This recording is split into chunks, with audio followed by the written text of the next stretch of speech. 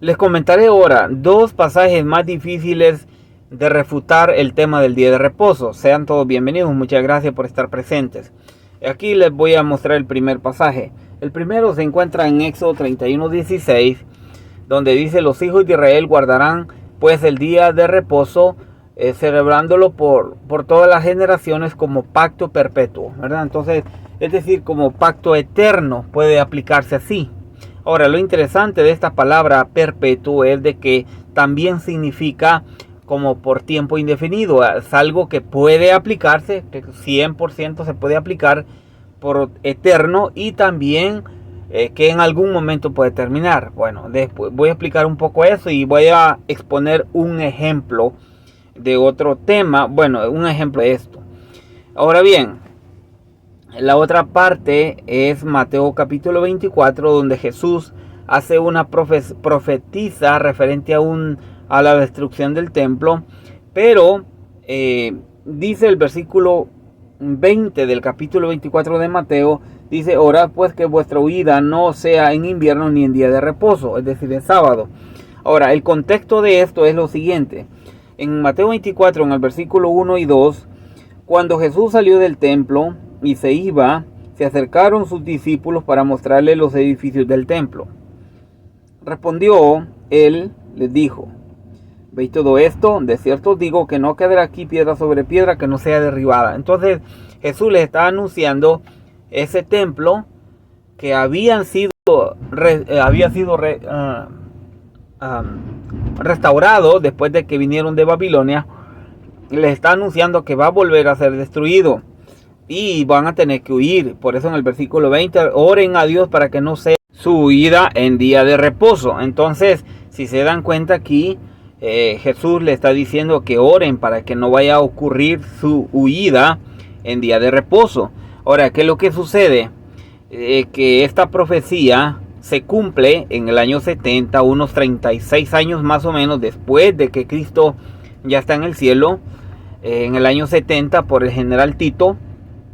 Entonces la pregunta es, si el día de reposo fue abolido, ¿por qué Jesús está hablando de que oren a Dios para que no sea su huida en día de reposo, ¿verdad? Por esa razón es que es más difícil estos versículos.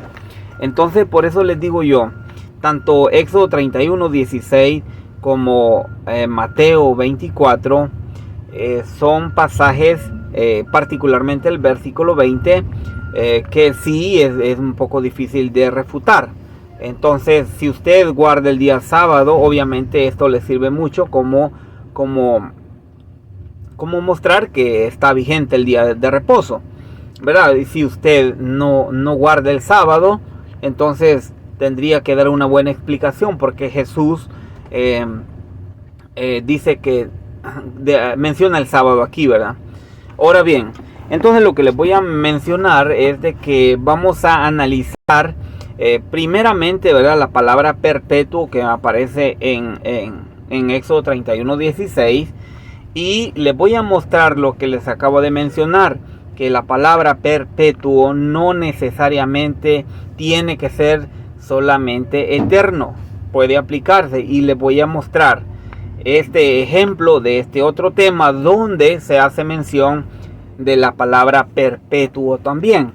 Así que atentos todos, muchas gracias, y espero que pueda interesarles más que toda esta información, y que si de alguna manera les sirve estaría perfectamente bien. Así que vamos a comenzar diciendo que en la otra parte donde aparece la palabra perpetuo es en Génesis, cuando Dios habla a Abraham acerca del pacto perpetuo de la circuncisión. Bueno, la razón que voy a mencionarle este otro pasaje del otro ejemplo donde menciona la palabra perpetuo es por poner un ejemplo, por dar el ejemplo bíblico que hay aquí en Génesis 17:13. Dice: debe ser circuncidado todo varón nacido en tu casa y el comprado por dinero, y estará mi pacto en vuestra carne por pacto perpetuo, ¿verdad? ¿Se dan cuenta? Tanto la circuncisión es un pacto perpetuo, como el guardar el día de reposo como pacto perpetuo, ¿verdad? Entonces, significaría que si solamente se aplica a ser eterno, tendría que ser eterno la circuncisión y eterno también el día de reposo. Entonces eso es lo interesante, que vamos a ver cómo se desarrolla este tema. Entonces recuerden, Génesis 17:13 es esta parte, ¿no? Y vamos a ver entonces la circuncisión. Hay ejemplos en la Biblia donde el apóstol Pablo dijo, por ejemplo, en Gálatas capítulo 5, versículo 6, dice, pues en Cristo ni la circuncisión ni la incircuncisión significa nada, sino la fe que obra por amor. Entonces aquí está el apóstol Pablo como descartando ya la circuncisión, aunque había sido perpetua o eterna. Ya está diciendo, ok, un momento, aquí la cuestión es que esto ya no lo necesitamos, está diciendo el apóstol Pablo. Y es más, en un pasaje en la primera carta de Corintios, capítulo 7, versículo 18, dice, ¿fue llamado a alguno siendo circuncidado? Quédese circuncidado. ¿Fue llamado a alguno siendo incircunciso? No se circuncide. Y si se da cuenta usted que tanto Gálatas como Corintios es el mismo apóstol Pablo el que escribe, en ambos casos dice que ya no hay necesidad, el que no está circuncidado no se circuncide. Pero ¿por qué si era eterno? ¿Verdad? Esa es la pregunta. Entonces tenemos que concluir de que la cuestión es de que aquí se aplica a que la palabra perpetuo llegó a su fin porque fue como tiempo indefinido. Aquí se va a aplicar el pacto perpetuo de la circuncisión como tiempo indefinido. Y llegó su momento que Dios le revela al apóstol Pablo que ya anuncie de que ya no es necesario eso. Entonces, al principio los primeros cristianos enseñaron a otros. Hay un caso en Hechos capítulo 15, versículo 1, dice que venían unos de Judea enseñando a los hermanos que si no se circuncidan conforme al rito de Moisés, no pueden ser salvos.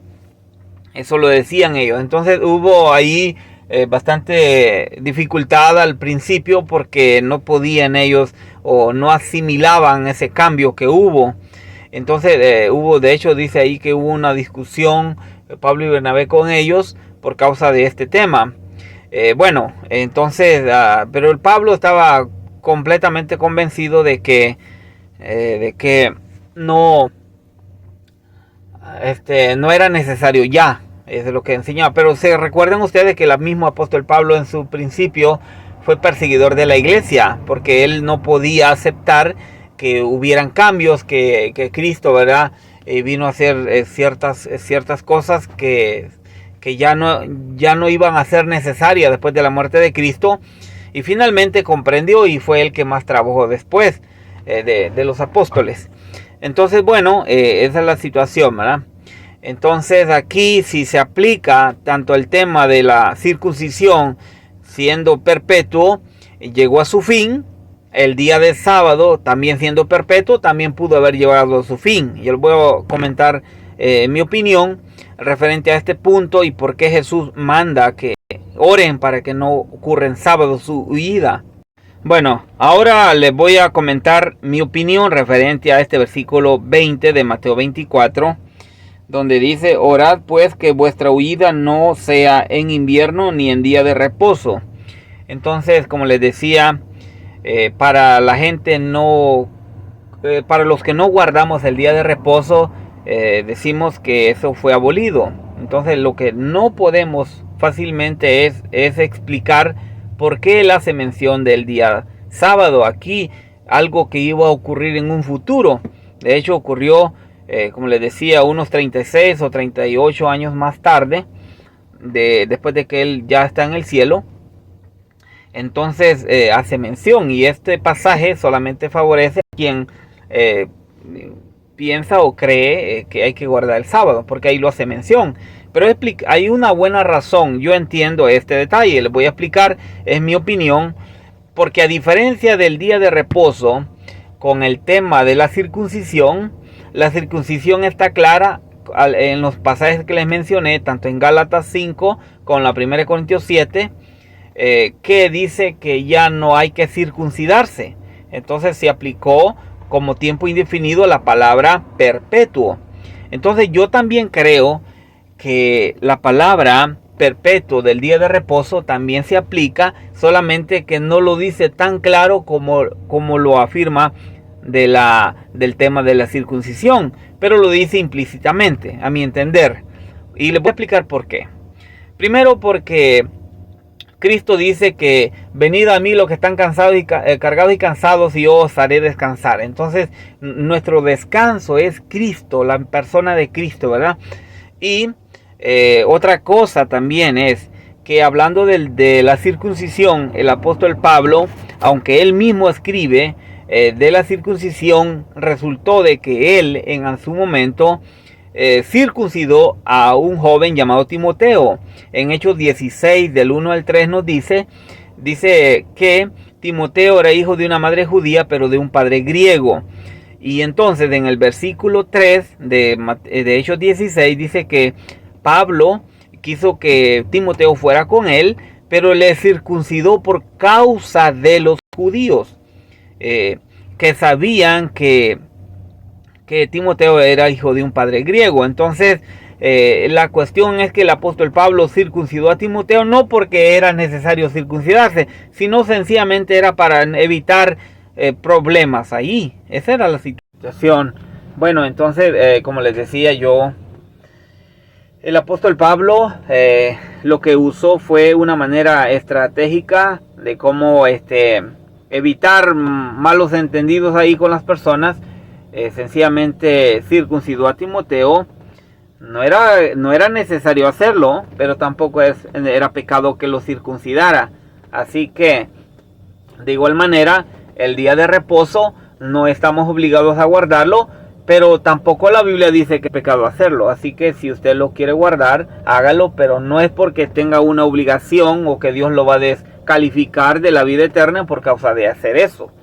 Entonces es la situación. Entonces yo creo que la razón por qué Cristo les dijo a ellos que oraran a Dios para que su huida no sea en día sábado, es porque ellos no iban a entender, no iban a quitarse de su mente y su corazón eso de eso que habían guardado toda la vida, ¿no? El día de reposo.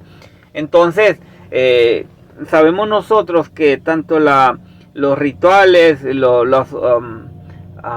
todo lo que se hacía en el templo después de la muerte de Cristo, se siguieron sacrificando animales, los que no aceptaron a Cristo y todo eso, aunque ya no tenía validez.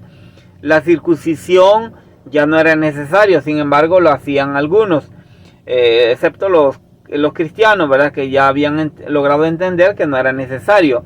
Entonces, bastante difícil el proceso para ellos en un inicio, particularmente el primer siglo. Bueno, y hasta la fecha sabemos que tenemos esas dificultades, pero bueno, el que lo guarda, que lo guarde para Dios, y no es pecado guardarlo, pero tampoco es pecado no guardarlo. No dice la Biblia nada de eso. Así que muchas gracias, bendiciones, y esa es mi humilde opinión. Que Dios les bendiga, hasta la próxima.